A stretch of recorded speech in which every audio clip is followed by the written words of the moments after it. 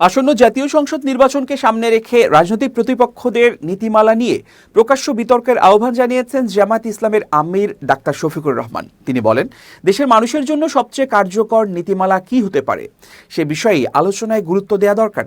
নিজের verified Facebook পেজে দেয়া এক পোস্টে তিনি লেখেন, আমি আমার প্রতিপক্ষদের স্বাগত জানাই। আসুন ভাবনার লড়াইয়ে প্রতিযোগিতা করি, কে এই দেশের মানুষের সেবা আরও ভালোভাবে করতে পারে তা প্রমাণ করার জন্য। পোস্টে তিনি আরও বলেন, নীতিমালা নিয়ে বিতর্ক করি, মানুষের কথা শুনি এবং বাংলাদেশের মানুষের জন্য সর্বোত্তম নীতিমালা প্রণয়ন করি। জামাত প্রতিদিনের সম্পৃক্ততার মাধ্যমে আলোচনা ও মানুষের কথা শোনার একটি ভিন্ন ধারা তুলে ধরছে।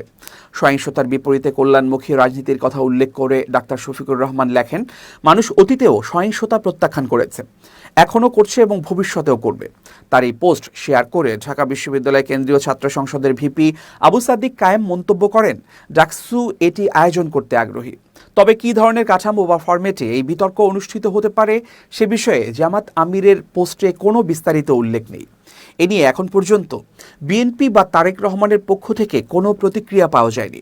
প্রসঙ্গত, আগামী 12 ফেব্রুয়ারি ত্রয়োদশ জাতীয় সংসদ নির্বাচন ও গণভোট অনুষ্ঠিত হওয়ার কথা রয়েছে। নির্বাচন সামনে রেখে প্রার্থীরা বর্তমানে প্রচারণায় ব্যস্ত সময় পার করছেন।